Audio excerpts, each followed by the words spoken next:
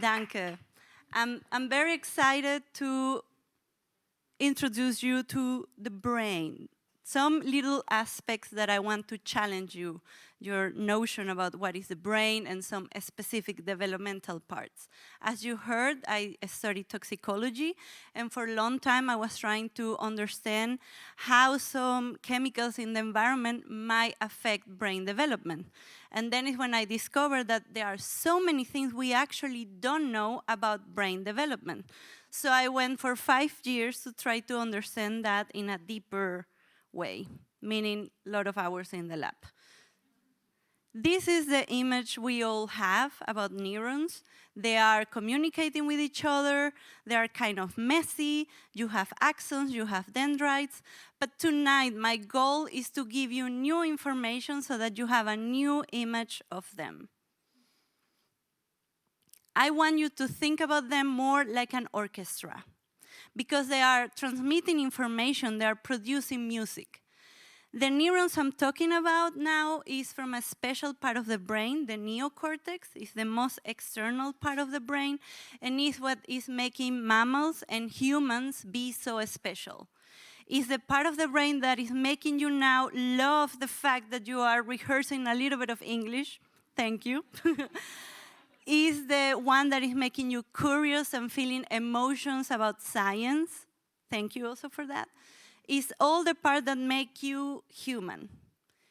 And the neocortex is working really like an orchestra. They're producing all these different type of information output through the neurons, which are like the basic cells of the brain. And each group, like in the orchestra, will have different tasks and different instruments. This one is not so happy, as you can see. And something I find out is that each group in an orchestra will have a conductor, somebody who is guiding that group. And in your neocortex, you have the same. You have around 8 neurons sending information, and 2 of them will control it. If there is an imbalance, you will have special cases like schizophrenia, epilepsia, and also some types of autisms.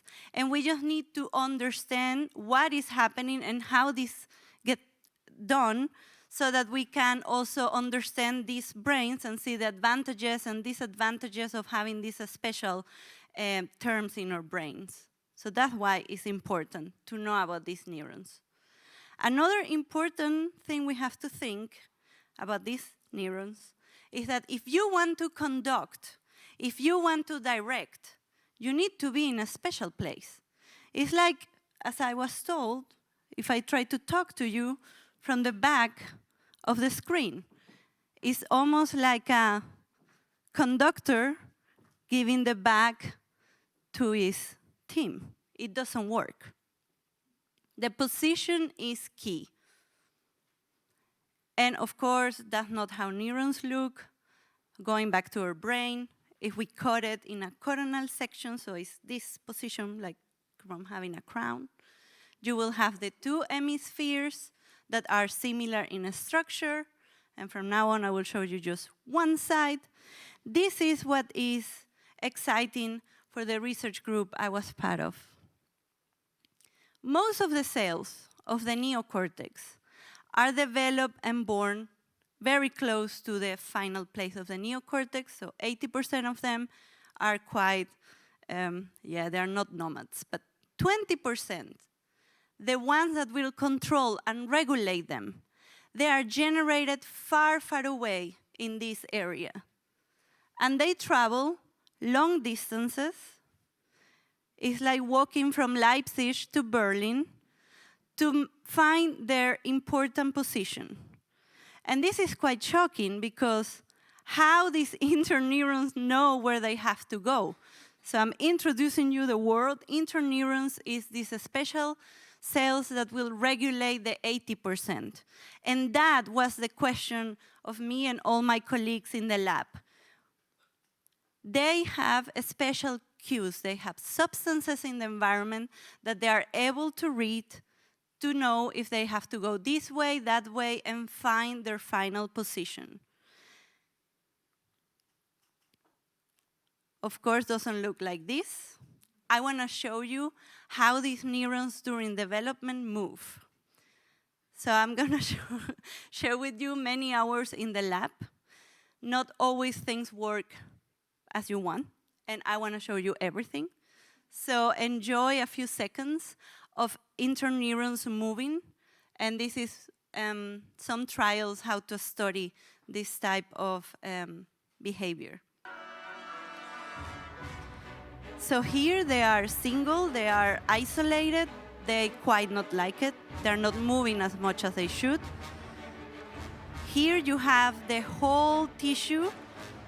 They look like a sperm, but they're not. I will show you the difference later. Here they are like in a gelatin, and now this is what everybody in the field wants to have. This is a very nice experiment where the interneurons are moving towards their final position. But that experiment was not mine. From the postdoc, really good postdoc. So in this case, I can show you. So here is the body of the cell, and then you have what is called, well, I call it the arm. My professor will kill me. And they move going towards the signal or away of the signal, but it's always like in the front and reading the environment. A spermatozoid will spin, it's like a tail. So that's the main difference. But here they were super unhappy. Here they were happier because it was a 3D structure, it was more like a gelatin. And here it was prima because this is a full tissue, a full cut of one hemisphere, so of course they have everything they need, they really know where to go.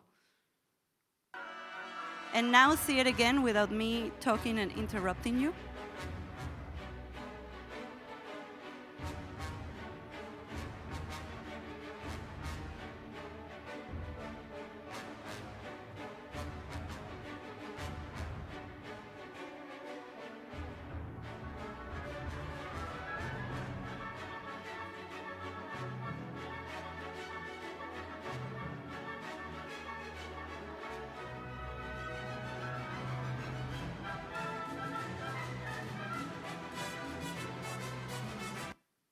Yes, and I really hope in my postdoc I get to do that and show it to you next year. So what was the cue or the signal molecule that I was studying?